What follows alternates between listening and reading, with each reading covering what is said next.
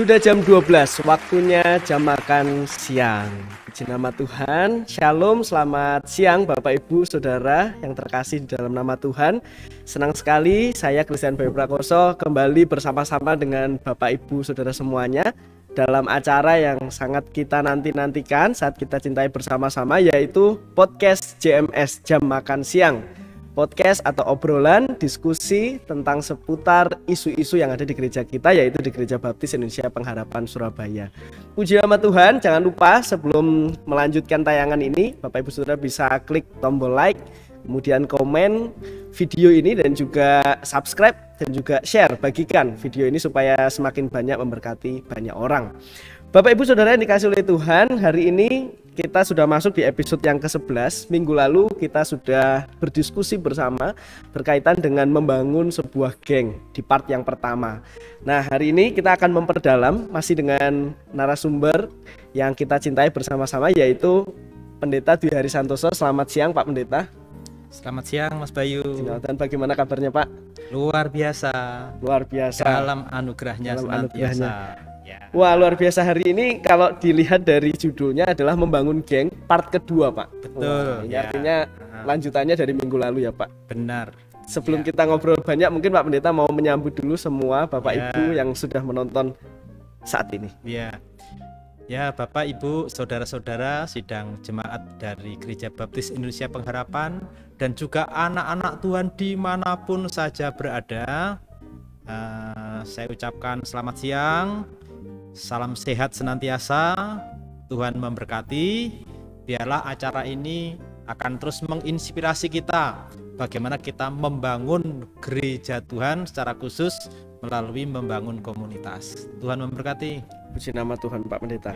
Wah, tapi sebelum kita lanjut ngobrol Pak Pendeta, kita perlu minta maaf terlebih dahulu ini Pak Pendeta. Betul, karena tidak seperti biasanya yang live pukul 12 siang. Hari ini kita ada jaringan yang bermasalah, jadi harus menunda. Gitu Pak Pendeta. Ya, itulah ketika kita mengandalkan teknologi sinyal. Ya, pasti ada gangguannya ada di sana ya, kita memaklumi. Tetapi tidak masalah, kita akan tetap membahas ini dengan sungguh-sungguh, serius tapi santai begitu. Betul, ya Pak. Membangun geng.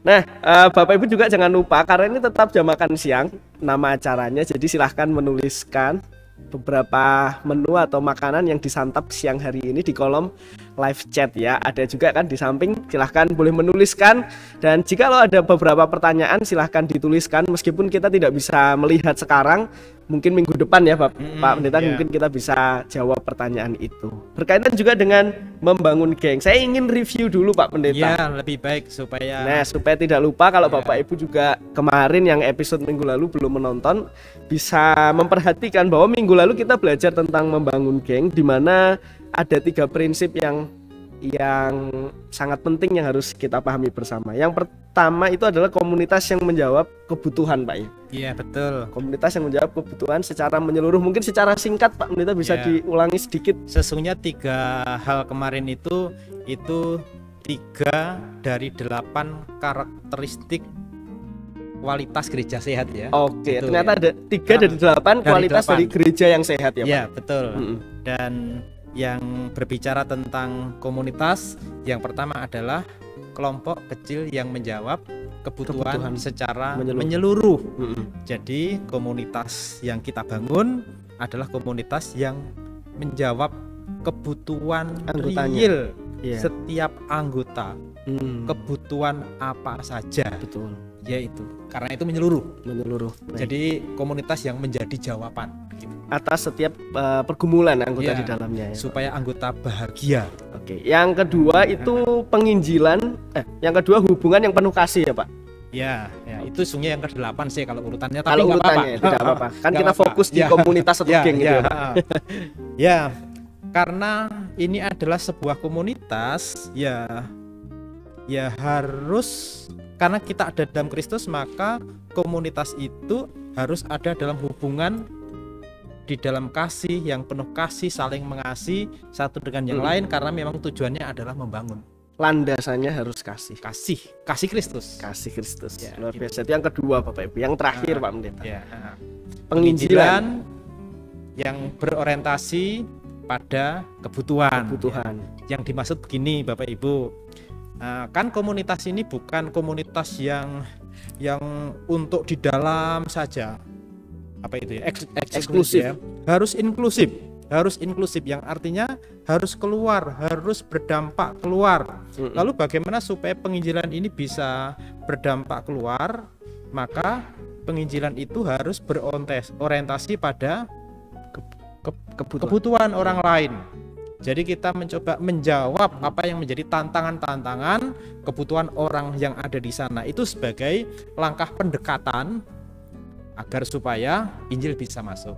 Seperti Tuhan Yesus, ketika dia pergi kemanapun saja selain memberitakan Injil, mengajar, tapi juga melenyapkan segala penyakit dan memberi kesembuhan. Ya, jawab kebutuhan. Ya, puji nama Tuhan. Ya, Pak Pendeta lupa ini. Sudah 3 hal tapi kita belum pencet tombol ajaib ini. Pencet aja. Oke, lupa ini jam makan siang. Wah. Ya. Halo Mbak Erika. Selamat siang, Mbak Erika. Jelas waktunya jam makan siang. Ya, benar. Oke, hari ini mau pesan apa? Saya hari ini ganti rawon. Rawon. Ah, Oke. ya. Kalau Pak Pendeta ganti, saya tetap aja nasi Tetap. goreng telur ceplok. Oke. Pedes, Pedes. pedes. Nah, tetapi saya minta langsung minumnya diantar. Oke. Pedes itu aja? Ya, Itu saja. Oke, saya ambil minumnya dulu Oke, ya. terima kasih, ya. Mbak Erika. Ya, tadi ada 3 hal yang akan kita gali bersama-sama dan nanti hari ini kita masih dalam membahas 3 hal ini ya Pak Pendeta. Betul, Tapi ya. kita lebih spesifik bicara tentang prinsip-prinsip apa sih yang harus kita lakukan untuk membangun Ya. komunitas. Wow. Baik, makasih Erika. Ya, sama. Langsung Terima kasih saya minum. pelayanannya Mbak Erika. Gelasnya bagus ya. Bagus. Tapi tutupnya keliru ini tutupnya ini. Enggak Pak, bukan biru. Yang biasanya habis Pak. Saya minum juga. Masih nyelip berarti ya. Masih ngalip. Nama Tuhan. Nah Pak Pendeta sudah minum, sudah pesan makanan. Kita lanjut ngobrol tentang, kalau kemarin kita bicara tentang itu karakteristiknya. Sekarang kita untuk membangun, mencapai komunitas yang seperti itu, bagaimana caranya? Iya, trik-triknya begitu Trik ya. namanya tips and trick ya Pak. Iya. Tips and trick. Iya. Oke Pak Pendeta, mungkin ada yang mau disampaikan dulu dari berdasarkan tips and trick ini. Ya. Ketika kita memikirkan itu, barangkali kita melihat kembali pengalaman-pengalaman. Boleh. Ya. Jadi pengalaman-pengalaman pada saat kita di dunia secara luas Ya. punya geng. Wah. Ya, Punya punya ini. sahabat karib. Tidak harus di dalam gereja ini Pak ya. Tidak harus di dalam gereja. Itu yang alami ya, itu yang alami. Sesungguhnya secara alami Tuhan itu sudah menggerakkan setiap orang dimanapun saja berada memiliki geng, memiliki komunitas, cakruan di mana saja. Di mana saja. Ya, itu kita bisa temukan itu kalau kita mengamati. Ya, betul. Dan dalam hidup kita sendiri juga ada pengalaman itu. Saya punya pengalaman. Mas Silahkan, Bayu punya pengalaman? Ada. Ada, Pak iya. Pendeta dulu Pak. Oh iya iya. Ya, barangkali saya menyebut 2 saja ya, karena dua gengku ini memiliki dampak dalam hidupku dan tengah masyarakat yang cukup besar. Wow, luar biasa. Ya. Yang pertama, ketika saya remaja, saya punya komunitas bola. Komunitas bola. Artinya saya punya kelompok sepak bola yang Sepak bola kampung gitu Pak. kampung, betul, kampung. Saya waktu itu masih remaja saya. Itu yang kedua adalah komunitas waktu saya di sekolah. Saya punya 5 sekawan ya. Wah, cowok semua nih Pak. Cowok semua. Ya, cowok semua. Sekawan. Pandowo Pak ini kalau. Iya, iya. Yang 5 sekawan ya, saya 5 ceritain. sekawan. Oke Pak. 2 ya Pak. Pendek saja. 5 sekawan ini adalah teman. Ketika istirahat ya pasti kami istirahatnya ngumpul bersama orang ini. Bisa penuh, bisa enggak. Ketika jajan bersama orang ini. Lalu ketika bermain juga bersama ini. Lalu juga ketika ada kerinduan bertumbuh, belajar kelompok bersama, Ya 5 orang. ya bersama ini. Oke. Nah, Ini komunitas satu ya. Komunitas yang kedua komunitas bola tadi. Ya. Nah, komunitas bola itu saya punya klub sendiri, tak beri nama sendiri. Lalu setiap saat ngobrol, Oke. ngumpul. Nah, pada dasarnya obrolannya itu punya nilai-nilai yang sama. Nilai-nilai yang sama itu diantaranya satu, ketika ngobrol, aku cerita pengalaman, ya. Anggaplah waktu main bola, tadi aku di tackle Betul, sama, betul. Oh, Itu ya, sering gitu. kali diceritain. Oh ya, sama lawan. Ya. Lalu bagaimana aku menghadapi itu, kira-kira gitu. Biasanya malah enggak, Pak. Biasanya kalau pas ngelakuin kesalahan itu yang diungkit-ungkit sama temennya, Pak. Iya. Betul, Pak. Ya gitu. Kok niku ngoper gak pas ya? Wah, Itu yang gitu, sering kali, ya, Pak. gitu. Jadi spontan ya, spontan. spontan tapi tidak ada kemarahan. Tidak ya. ada kemarahan. Tidak ada kemarahan. Sini cerita dengan semangat, lalu Ditanggapi juga cerita dengan semangat, tetapi itu menyenangkan. Itu menyenangkan. Dan sesekali ada sebuah nasihat-nasihat pendek, mestinya kamu gini, kira-kira gitu aja. Betul, Tapi pendek, bukan sebuah pengajaran panjang ya. Nah, itu salah satu contoh aja ya, bagaimana hidup dalam komunitas yang alamiah di tengah-tengah dunia ini. Mas Bayu punya pengalaman itu. Saya Itu juga sudah hampir mirip, Pak. bisa menjadi tip, karena itu bisa Betul. menjadi tip bagaimana kita membangun komunitas di gereja. Silahkan, Iya. aku pengen dengar juga. Wah, ini komunitasnya ada 2 juga, Pak. Iya. Yang pertama tentang bola juga. Waduh, saya ini Sama. karena suka bola, Ada Pak. lagi. Dari Persekmania ini. Persekmania ini namanya bonek ini. Memang kalau bola itu kan hobi ya, Pak. Kami Iya. kan dikumpulkan karena seneng main bola gitu. Iya. Kadang tapi ada satu teman kami yang nggak bisa main bola, ya asal ikut aja. Iya. Dan itu tidak jadi masalah. Nah, kadang yang tadi saya sempat sudah singgung yang diceritakan ya itu, kok niku ngoper gak pas malah kalah ya. Itu obrolan-obrolan santai tapi nggak ada no hard feeling ya, kalau sekarang tuh bilangnya nggak ada ojo diambil hati, ya itu obrolan Iya. santai. Iya. Itu yang sering kali terjadi. Tetapi yang lucunya kami tuh komunitas main bola, hobinya sama, tapi nggak hanya ketemu kalau pas main bola saja. Betul. Jadi akhirnya mau makan juga bareng, mau ngapa-ngapain bareng. Itu yang akhirnya karena sudah nyaman di situ ya. Yeah. Menurut saya itu yang jadi kunci sih. Ya. Yang kedua itu komunitas makan, Pak. Ya komunitas makan tuh karena kami seneng kuliner, Pak. Kuliner bukan yang ke mall atau ke apa, enggak. Jadi cari tempat-tempat makan di Kediri waktu itu Ya. yang ya murah tapi kemudian bisa kami kesana. Meskipun jauh, kami Tempuh. tetap bertiga, Pak, waktu itu. Iya. Salah satunya yang teman sini Yosua sama ada satu lagi nama saya temannya Andri. Ya itu jauh kami tetap Iya. makan. Itu Dan- sih yang asik, Pak. Dan fakta ya, ketika kita bangun komunitas itu tadi, Betul. yang alamiah tadi, bahwa hubungan kita satu dengan yang lain bebas, Bebas. saling merindukan, penuh kasih, nggak ada beban ya, nggak ada Betul. beban. Anggaplah seandainya ngomong, gimana sih kamu ngopernya gitu ya, itu juga tidak ada sakit hati. Tidak ada sakit hati. Itu biasa saja gitu ya. Itu ya karena itu sebuah komunitas, jadi itu indah saja. Betul. Namun demikian itu tetap memberikan support, membangun ya.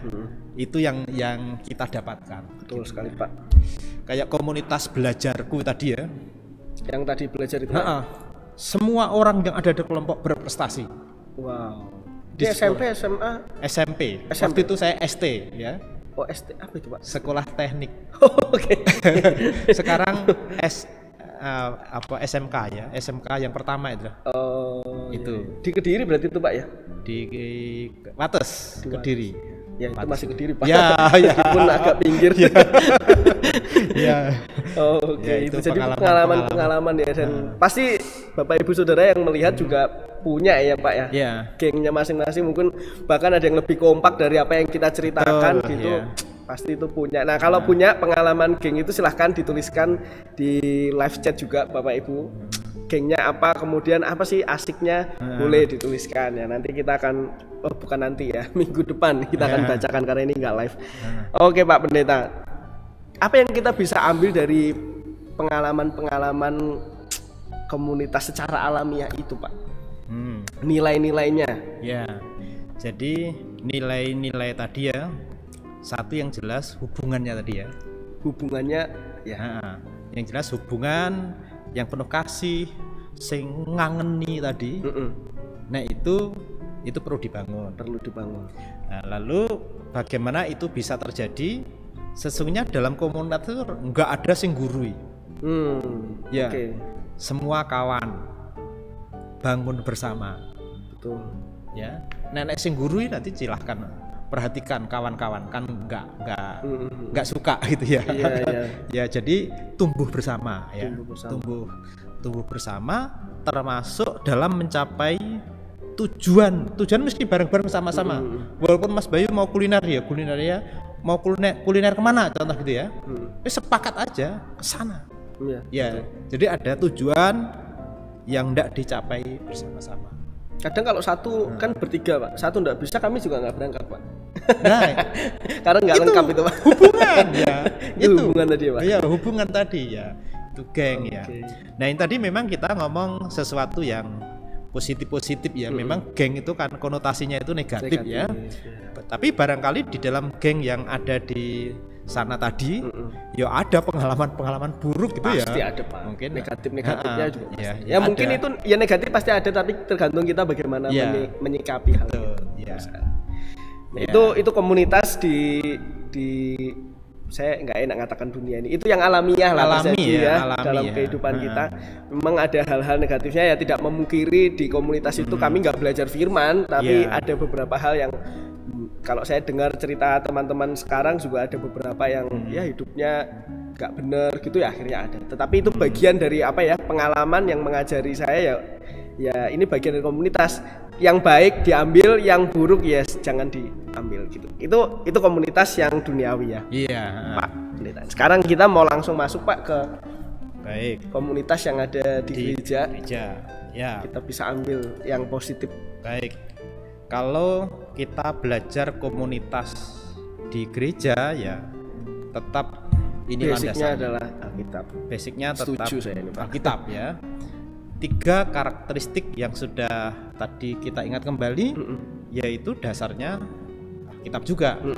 Lalu sekarang saya mau mengambil satu bagian firman Tuhan pendek Pak, silahkan. Yaitu dari Markus pasal 3 ayatnya ayat yang ke-13 sampai 15 saja. Siap. Ya. Markus. Ini sebenarnya bagian dari bacaan kemarin minggu lalu, tapi dari Injil yang berbeda ya. Coba nanti kita perhatikan ayat ini. Lalu di sini ada sebuah pemuritan dalam komunitas yang berdampak ya. Saya akan bacakan. Markus 3 ayat 13 sampai 15 berbunyi. Kemudian naiklah Yesus ke atas bukit. Ia memanggil orang-orang yang dikehendakinya dan mereka pun datang kepadanya. Ia menetapkan 12 orang untuk menyertai dia dan untuk diutusnya memberitakan Injil, dan diberinya kuasa untuk mengusir setan. Wow. Perhatikan ayat-ayat ini ya. Dalam ayat-ayat ini ketika Yesus membangun komunitas murid-muridnya bersama murid-muridnya, itu ada hal-hal yang perlu kita teliti dan kita kembangkan. Yang pertama, kalau kita perhatikan tadi khususnya ayat yang ke-15 tadi ya, dikatakan di situ bahwa Yesus itu memberikan kuasa untuk mengusir setan. Jadi dari bagian itu kita dapat melihat bahwa ketika kita membangun komunitas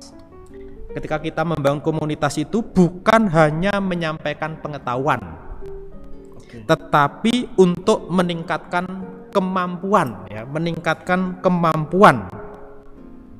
kuasa.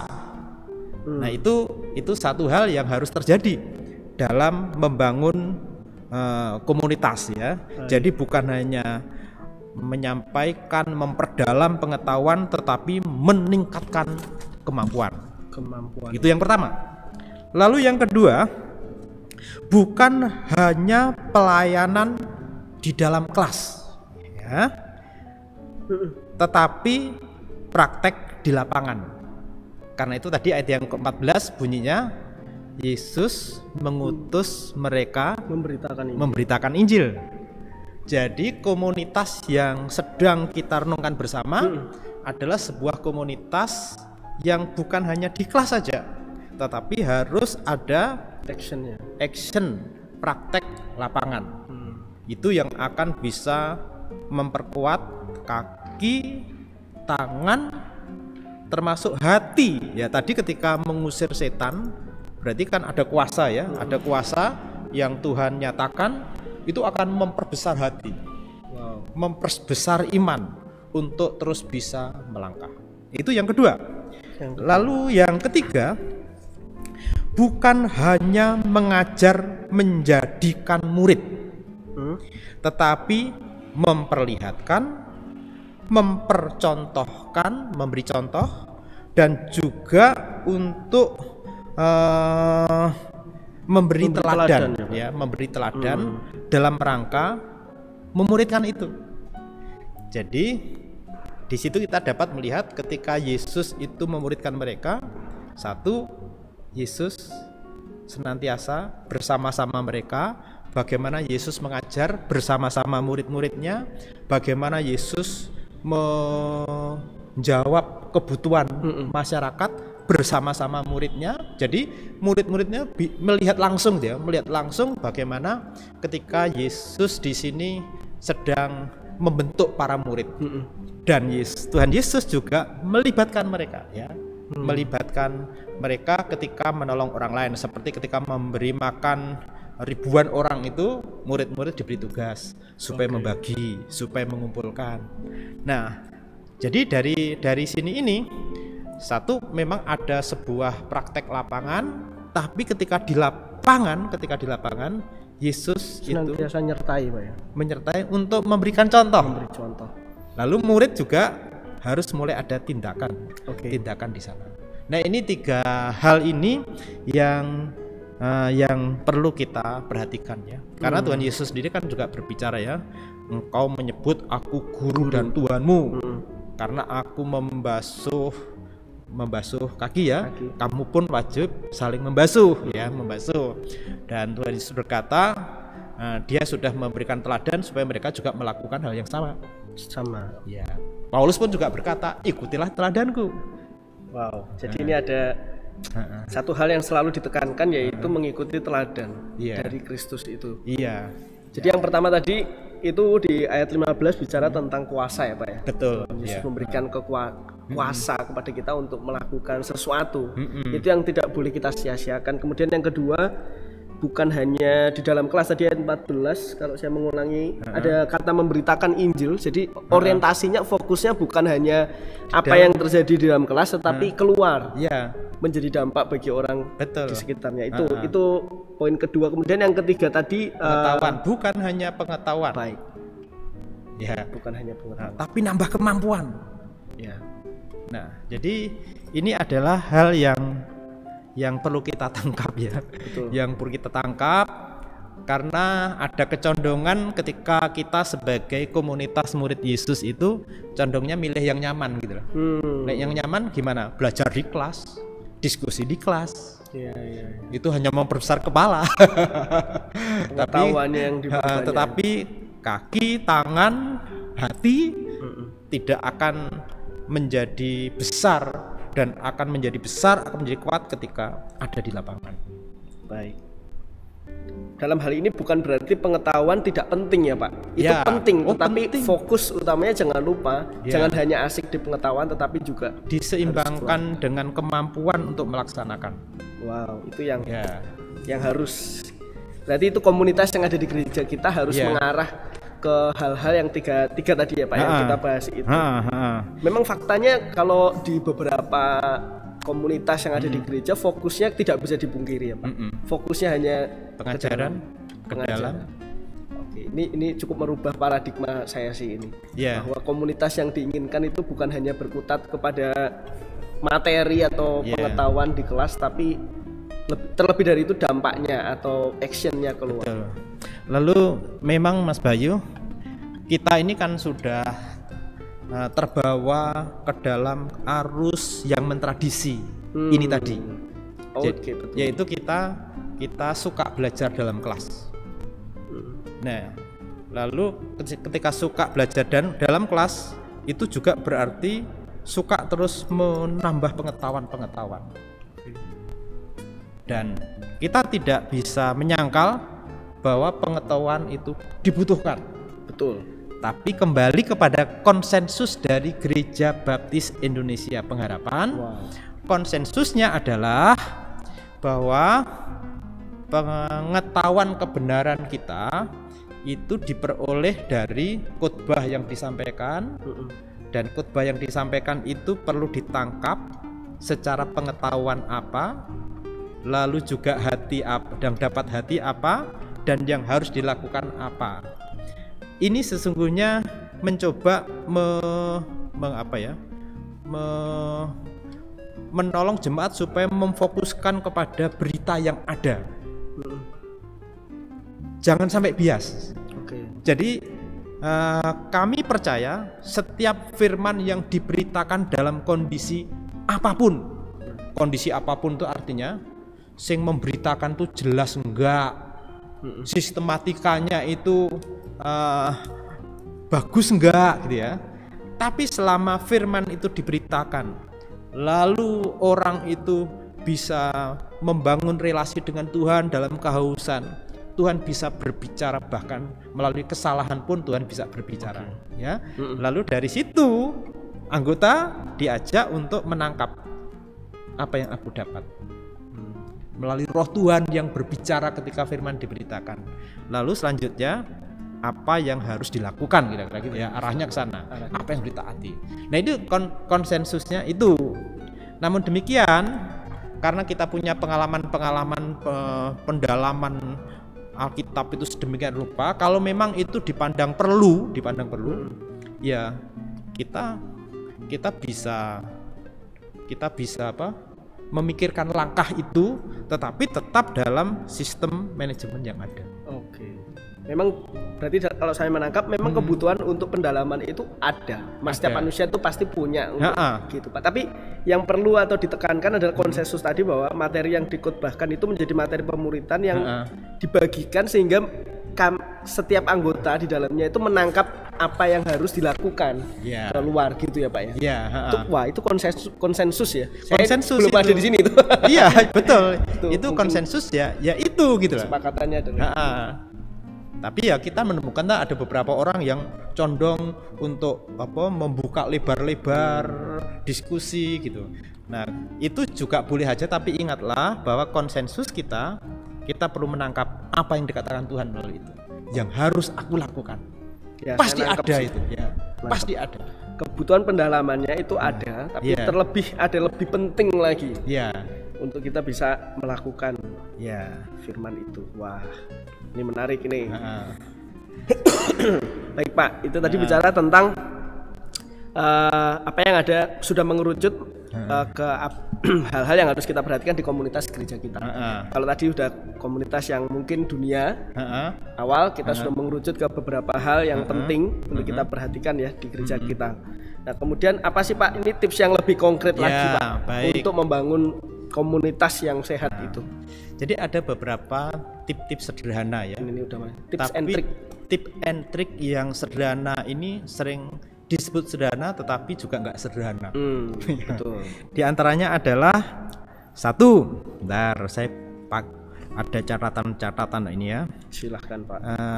Berdasarkan apa yang kita pelajari tadi adalah berusaha agar tidak menjadi kelas pendalaman Alkitab. Jadi harus ada usaha di sana. Lalu ketika berusaha tidak menjadikan itu kelas pendalaman Alkitab, lalu apa yang harus dilakukan? Yang harus kita lakukan adalah bagaimana kita berusaha untuk mengaplikasikan firman Tuhan dalam kehidupan. Makanya dalam komunitas kita itu di akhir pertemuan selalu ada komitmen. Apa yang akan aku lakukan dan termasuk kepada siapa ini aku bagikan. Nah, itu yang pertama. Lalu yang kedua, coba berfokus pada sharing kehidupan. Sharing kehidupan. Ya, Baik. berfokus pada sharing kehidupan. Sharing kehidupan itu bisa jadi itu adalah men-sharingkan tentang pergumulan ketaatan minggu yang lalu. Minggu yang lalu. Oke. Nah, ketika men-sharingkan ketaatan minggu yang lalu, ketika men-sharingkan kehidupan itu lebih mengutamakan apa yang dirasakan, bukan tentang faktanya, bukan informasinya, tetapi bagaimana perasaan ketika Melakukan itu, Mau pergumulan melakukan itu. melakukan firman itu. ya kan faktanya kan kita di era global itu kan banyak sekali kesibukan ya. Betul. Wah, ada banyak tekanan di sana. Lalu dari sini ketika mau mempraktekkan firman Tuhan itu kendalanya apa? Dan itu rasa yang ditampilkan, rasa yang diungkapkan. Iya, iya. Nah, mengapa rasa? Kalau rasa itu kan ngomong di dalam ya. Iya. Jadi bukan hanya informasi. Kalau informasi itu dengan bebas orang bisa mengungkapkan itu ya dari kepala ke kepala. Tapi kalau mulai berbicara rasa itu sering tidak mudah. Karena itu ada harga diri. Ketika gagal mentaati firman Tuhan. Iya. Nah, itu jadi dari sisi rasa yang diangkat ketika membagikan kehidupan. Membagikan kehidupan itu. Pergumulannya melakukan itu Pak. Ya, itu yang kedua ya, yang kedua. Lalu yang kedua ini juga bisa ditekankan begini. Ketika kita mau taat itu kan sesungguhnya ada dalam pergumulan doa ya. Betul. Maka pada saat bangun komunitas itu sesungguhnya kita membagikan tentang jawaban doa. Ya. Membagikan jawaban. Jadi setelah didoakan bagaimana tentang jawaban doa atas pergumulan itu ya. Nah, itu bisa dibagikan. Oke. Itu nanti membagikannya bukan bersifat informasi tapi bagaimana perasaan, bagaimana pergumulanku menghadapi semuanya itu. Nah, itu dibagikan. Terus berikutnya Itu ya Pak. Ini keempat ini Pak. Berikutnya yang perlu dibangun adalah bangunlah suasana yang positif. Ya, bangun suasana yang positif supaya ketika ada kawan selanjutnya yang akan berbagi itu terpengaruh dengan atmosfer yang positif tadi. Dan ketika suasana yang positif ini terus dibangun, positif berarti ya kan selalu menghargai orang lain ya. Betul. Selalu menghargai orang lain. Anggaplah ketika ada orang lain kok negatif gitu, tapi kawan-kawan yang lain coba membangun suasana positif. Oke. Ya, menerima, tersenyum ya, terus mendukung begitu ya, supaya ke depan ketika mau bertemu mereka rindu gitu ya. Nah, itu juga perlu kita lakukan. Terus yang terakhir yang ini saya bagikan pada saat ini adalah coba ketika kita membangun komunitas itu seperti tadi loh, waktu kita menceritakan pengalaman komunitas di luar ya, saling cerita tadi loh. Nah, itu pesannya adalah kita banyak bersaksi, bukan ngajar. Jadi banyak bersaksi. Kalau bersaksi itu kan membagikan Apa pengalaman. yang dialami. Tapi juga boleh bertanya. Jadi lebih berfokus pada kesaksian. Ketika tidak tahu boleh bertanya. Tapi boleh bertanya itu pun sesungguhnya ada larangan. Jangan langsung jawab. Oh, kenapa itu Pak? Kalau langsung jawab itu sudah indoktrinasi. Itu apalagi kalau itu gembala kelasnya langsung jawab gitu ya, maka itu sudah langsung jadi doktrin, jadi pengajaran, yang lainnya diam. Tapi bagaimana supaya komunitas ini bisa terus membangun bersama ketika ada pertanyaan tadi, itu menjadi sebuah perenungan, perenungan bersama-sama. Di dalam kelas tidak ada jawaban, tetapi dalam gaya hidup sehari-hari itu bisa menjawab. Oke. Menjawab. Wah, itu tipsnya gitu ya Pak ya. Kalau ada pertanyaan jangan buru-buru langsung dijawab. Itu sulit ya. Sulit itu Pak. Biasanya langsung buru-buru pengen jawab. Betul. Coba Mas Bayu, walaupun tadi bertanya mengapa demikian, ayo kita pikirkan. walaupun jamnya tinggal beberapa menit. Iya, Pak. Ya. Ini menyangkut tentang psikologi ya. Itu. Ya, tentang psikologi seseorang ketika ada dalam sebuah komunitas, ketika bertanya tapi dilarang menjawab. Oke. Ya. Kalau dilarang menjawab itu, kalau secara psikologi itu kan orang itu ketika ada persoalan akan bangga kalau bisa menyelesaikan sendiri. Ya, bisa menyelesaikan sendiri. Nah, oleh karena itu prinsip ini perlu kita pegang, yaitu ketika orang bersaksi, berbagi, lalu yang lain mungkin juga berbagi, lalu dari berbagi itu satu dengan lain saling mendengar, dan mungkin ketika mendengar itu langsung dapat celing, ya, jawaban. Betul. Jawaban. Wow. Nggak mudah ya ini. Nggak mudah, Pak, ini. Kalau saya berkaca kepada diri saya sendiri, kadang ini susah ini. Tadi 5 tips ya, Pak. Saya ulangi ya, Bapak Ibu, kita supaya mengingat tadi tidak lebih banyak tentang pendalaman Alkitab, tetapi lebih kepada mengaplikasikan firman itu, ketaatan. Nah, ini saja ini sudah susah ini, Pak, buat saya ini. Saya nggak ngomongin orang lain.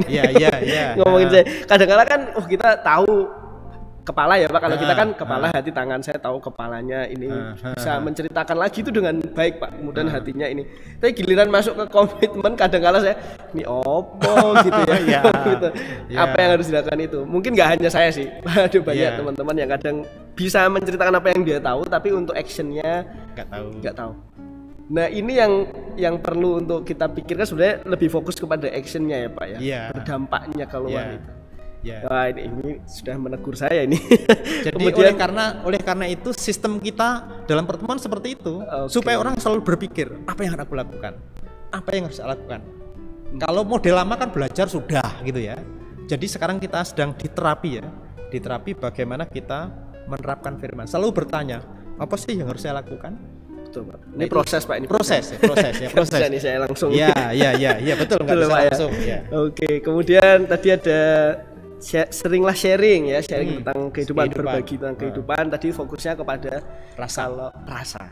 Waktu melakukan firman itu sebenarnya apa sih yang dirasakan, pergumulannya. Kalau berhasil tuh pasti seneng. Kalau enggak itu, Pak, yang kadang susah, Pak, itu untuk menceritakan. Itu kadang gengsi, tadi harga diri ya, Pak, ada di sana. Ada satu nilai yang di luar, di lingkungan kerajaan Tuhan ya. Ada ungkapan, statement, keterbukaan adalah awal dari sebuah pemulihan. Nah, kalau ngomong rasa itu kan perlu keterbukaan. Betul. Tapi kalau mau terbuka di situ, dan kawan-kawan yang lain juga mau terbuka di situ, maka komunitas itu akan mengalami pemulihan. Masing-masing pribadi akan mengalami pemulihan. Itu berarti harus merobohkan tembok-tembok egoisme dalam sekali lagi nggak mudah, tapi mari belajar. Betul. Tidak mudah, mari belajar, itu kuncinya, Bapak. Kemudian bangun jawaban doa atas pergumulan gitu ya. Kemudian bangun suasana positif. Wah, tadi ini gimana di dalam kelas itu membangun suasana positif sehingga orang mau cerita tuh enak. Dan mau bertemu tuh, kalau nggak ketemu tuh kangen. Itu tuh yang kita harapkan ya, Pak ya, di dalam komunitas. Dan banyaklah bersaksi tentang kehidupan, dan juga bertanya. Kalau ada pertanyaan, saya baru masih ingat ini, nancap di otak saya ini. Bertanya jangan langsung dijawab, tapi direnungkan bersama-sama. Gitu ya, Pak. Lalu barangkali yang menjadi sumber jawaban adalah kawan yang lain ketika bersaksi. Baik. Ya, begitu. Wah, itu tips and triknya tadi ada 5 ini, Pak. Tips and triknya mungkin masih ada banyak lagi, Pak. Tetapi masih banyak. Iya, tapi 5 ini dulu nih, Pak. Ini yang 5 aja sudah susah ini, Pak. Menjalankan ini ketika kita jadi bagian dari komunitas di gereja kita. Ini belum online sungguh ya? Belum online sungguh ya? Ini belum, Pak. Direkam ya. Oh iya. Wah, menarik, Pak. Ini bicara tentang membangun geng ini memang satu topik yang tadi saya megang kata kuncinya sih. Susah, tapi harus mau belajar untuk memang dalam belajar tuh pasti kan kita tahu ya, Bapak Ibu, kadang kita jatuh, kadang nggak berhasil, namanya belajar. Tetapi yang penting hati kita, niat kita mau terus menjadi taat seperti apa yang Tuhan inginkan. Wah, menarik ini Pak. Mungkin ada lagi Pak yang mau di-sharingkan. Ya, mungkin kita mencoba merenungkan ya, yaitu apa yang terjadi di tengah-tengah kehidupan kita. Baik. Kalau saya perhatikan komunitas-komunitas yang ada di gereja kita itu sudah mulai bertumbuh. Betul. Betul. Lalu pertumbuhannya itu nanti memang perlu terus diarahkan ke dalam pertumbuhan dalam prinsip-prinsip bangun komunitas yang benar. Lalu pertumbuhan yang terjadi yang sudah saya perhatikan adalah dulu ketika mau mengadakan pemuritan ini ya, takut dengan waktu. 1 jam saja kira-kira gitu ya. Pemuritannya 1 jam saja. 1 jam saja gitu ya. Rasanya sekarang susah Pak. Iya ya. Sekarang susah 1 jam. Bisa berapa jam? 2 jam. 1,5 sampai 2 jam Pak. Iya. Jadi minimal tuh sekarang sudah 1,5 jam. Iya. Gembala yang memfasilitasi itu sudah condong membatasi ya, Waktu membatasi waktu supaya ya cukuplah 2 jam gitu aja. Tapi pernah nggak ada yang lebih dari 2 jam? Pernah? Pertanyaannya adalah mengapa Terlalu sampai banyak lama? cerita, Pak, ya. Diskusinya. Ya karena merasa nyaman ya. Iya. Ada kenyamanan dalam duduk bersama. Oke. Ketika berbagi.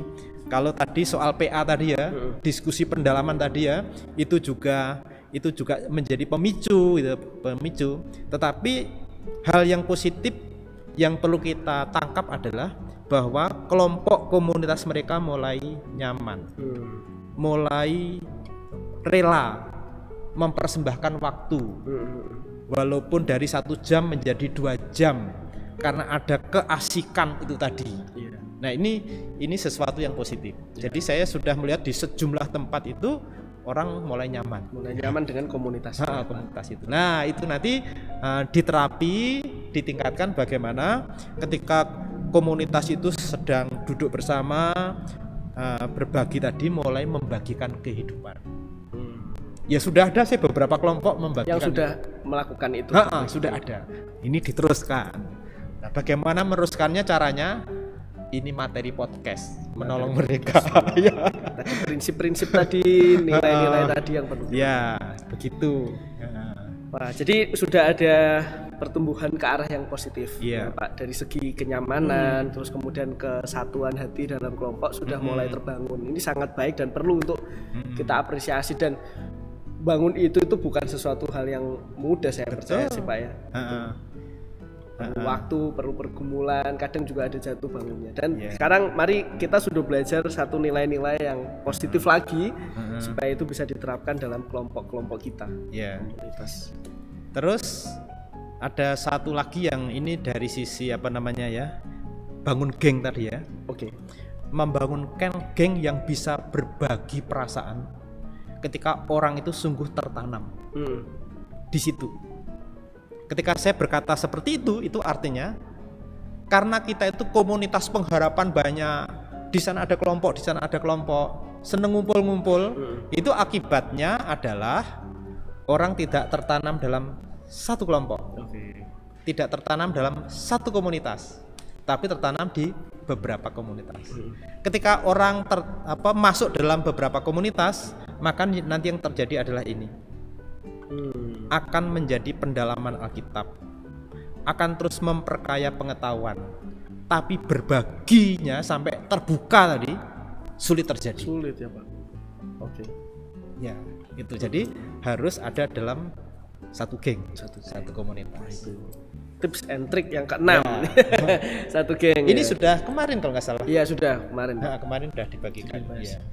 Wah luar biasa Pak. Ini kalau saya melihat dari tadi yang prinsip minggu lalu ada 3 itu kan kalau saya menangkap itu ada yang 2 poin itu membangun kasih dan menjawab kebutuhan, itu bicara tentang internal ya Pak ya, hubungan. Tapi yang ketiga itu bicara tentang penginjilan yang menjawab kebutuhan. Ini yang mungkin di materi ini belum ada Pak kalau saya melihat. Mungkin next time kita bisa apa sih penginjilan yang menjawab kebutuhan itu supaya kelompok-kelompok ini bisa memahami. Minggu depan aja kita bahas itu ya Pak. Kayaknya menarik itu. Supaya kita tuh sudah tahu ini di dalam harus kayak gini, tapi setelah itu keluar actionnya apa, itu sepertinya menarik. Ya. Kalau yang kemarin gembala bagian pelajari yang Yudea Yerusalem, nah mungkin itu lebih ke aplikatif, besok minggu depan bisa kita Betul. bahas. Setuju Pak Pendeta itu ya? Saya sangat setuju. Tak tambahi ya. Oh boleh Pak. Bagian ini tadi loh ya. Mm-mm. Jadi karena selama ini kita sudah nyaman ada di dalam, ketika kawan-kawan dalam komunitas pemuritan itu ditanya berbagi kepada siapa, Betul. Yerusalemnya itu siapa, Yudeanya itu siapa, itu kecondongannya masih kepada anggota keluarga Oke. saja ya. Ya. Nah, padahal Masuk saya ini. ya padahal materi sudah dibukakan ya. Ada Yerusalem, ada Yudea yang itu yang berdekatan saja, tetapi di antara orang-orang yang belum percaya, Oke. bukan keluarga yang sudah percaya. Bagaimana menginjili, memberitakan Injil kepada orang yang belum bertobat. Oke. Jadi kan ini kan harus action keluar. Besok kita bahas. Tahan dulu Pak. Ya. Jangan dikupas sekarang itu. Kayaknya menarik itu Besok besok kita kita bahas bahas, tentang ya. bagaimana kita bisa menginjil keluar ke lingkungan yang terdekat kita. Ya. Pak Pendeta, closing statement mungkin ada yang mau disampaikan sudah 12.56. Closing statement untuk kita semuanya sebelum kita akan makan. Ya, Bapak, Ibu, Saudara semuanya, membangun geng komunitas memang tidak mudah. Tetapi kita harus dengan rendah hati belajar. Beralih dari pendalaman Alkitab menuju kepada sebuah komunitas yang saling membangun dalam hubungan yang penuh kasih, dalam rangka memberikan jawaban kepada setiap pergumulan anggota gereja, supaya seluruh anggota gereja tersenyum, bahagia, karena seluruh pergumulan hidupnya dijawab oleh Tuhan melalui komunitas. Jadi mari belajar membangun kehidupan dalam komunitas geng rohani. Begitu Mas Bayu. Puji nama Tuhan, mari belajar membangun komunitas satu geng secara rohani. Terima kasih Bapak Ibu, Saudara semuanya. Cukup ya Pak Pendeta. Cukup. Sudah 12.57, waktunya kita memencet tombol ajaib lagi Pak Pendeta. Oh iya. Oke. Oke, Ya. silahkan. Wah, kayak jualan es kita. Waduh. Ngomong-ngomong ini internetnya banyak yang terkendala ini. Oh ya. Terima kasih Michelle. Wah ini rawon ya Pak Pendeta ya. Ya. Mas Bayu mohon tunggu sebentar. Oh itu Tidak apa-apa. sudah ya. Oh, sudah, Ya ya. enggak apa-apa, dikirim sini loh, itu dulu dikirim. apa-apa. Ya. Jadi Mas Bayu, ini adalah bagian yang alkitabiah dalam membangun komunitas. Makan. Makan. Di dalam Alkitab Makasih ya Michelle. Teman-teman dipanggil boleh Oh ya gabung. siap. ya Harus nikmati. selalu ada makan. Fakta sebelum kita membicarakan segala sesuatu, makan dulu. Politik meja makan ini. Ya, politik meja makan, strategi meja makan, sehingga kebebasan berkomunikasi terjadi. Wah betul sekali. Makan. Oke, kelihatannya Tapi ini susah Pak kalau online Pak. Oh iya. Iya. Ini yang Ya. susah kalau Nah. online ini. Ya. Wah, kita bersabar dulu sampai mudah-mudahan segera bisa. Oke, cukup kita berdoa aja. Boleh. Kawan-kawan masih bekerja di di media, biar aja tidak apa-apa. Kita akhiri dalam doa aja. Boleh Pak. Ya. Baik, Mas Bayu mimpin doa. Yuk. Baik, mari kita berdoa. Bapak Surgawi, bersyukur untuk setiap pembicaraan, diskusi yang boleh kami bangun bersama-sama. Kami percaya ini bukan sekedar rutinitas, tetapi kami rindu ada banyak jiwa-jiwa yang boleh diberkati melalui diskusi ini, dan tidak hanya memahami dan juga mengetahui, tetapi ada satu kerinduan untuk kami bisa melakukan di dalam komunitas kami masing-masing. Ya Tuhan, kami juga mengucap syukur untuk setiap berkat makanan, minuman yang sudah ada di hadapan kami. Kiranya Tuhan sendiri yang memberkati, sehingga makanan ini boleh menjadi berkat, boleh menjadi kekuatan bagi tubuh kami. Terima kasih ya Tuhan, terpujilah namamu. Di dalam nama Tuhan Yesus kami telah berdoa. Amin. Amin. Monggo Pak. Baik, silakan. mari kita nikmati. Tuhan berkati Bapak Ibu semuanya. Tuhan memberkati, sampai bertemu Sabtu depan. Pertanyaan boleh dijawab minggu depan. Minggu depan. Oke.